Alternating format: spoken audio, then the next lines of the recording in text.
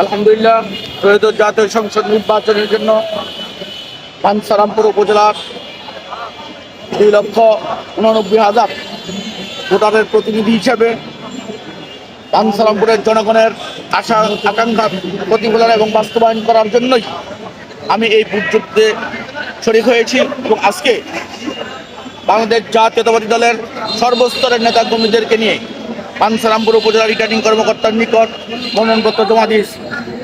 আমি আশা করি আগামী 3রা জানুয়ারি যে যাচাই বাছাই হবে সেখানে আমি উত্তীর্ণ হয়ে আগামী জাতীয় সংসদ নির্বাচনে প্রতিদ্বন্দ্বিতায় সামিল হব এবং বাঞ্ছারামপুরবাসী যে আশা আকাঙ্ক্ষা রয়েছে আমার নিকট এবং বাংলাদেশ জাতীয়তাবাদী দলের নিকট এবং বাংলাদেশ জাতীয়তাবাদী দলের ভারপ্রাপ্ত চেয়ারম্যান জনাব তারেক রহমান যে প্ল্যান নিয়ে এগুচ্ছেন, যে পরিকল্পনা নিয়ে এগুচ্ছেন, উনি যেটা 300 ফিটের রাস্তার সংবর্ধনা অনুষ্ঠানে ঘোষণা করেছেন, সেই প্ল্যানকে বাস্তবায়ন করার জন্য তথা 31 দফাকে বাস্তবায়ন করার জন্য আমি আমার জীবনের শেষ রক্তবিন্দু দিয়ে হলো বাঞ্ছারামপুরবাসীর পাশে থাকবো এবং সে প্ল্যান বাস্তবায়ন করবো ইনশাল্লাহ।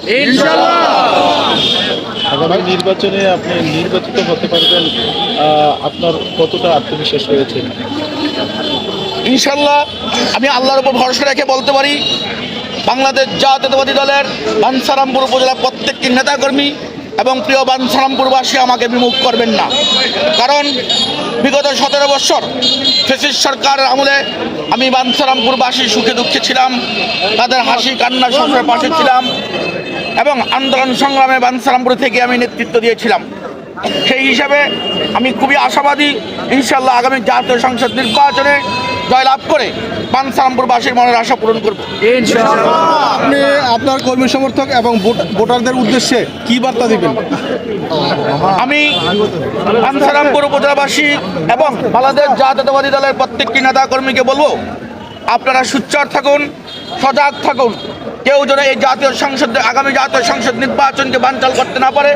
একটি কুচক্রী মহল এখনো চেষ্টা করছে এই জাতীয় সংসদ নির্বাচনটিকে বন্ডল করার জন্য।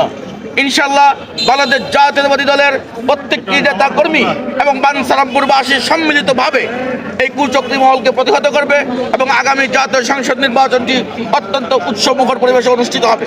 এই আগামী নির্বাচনে আপনি সংসদ সদস্য নির্বাচিত হতে পারলে আপনি প্রথম কোন কাজটি বাঞ্ছারামপুরবাসীর জন্য করবেন?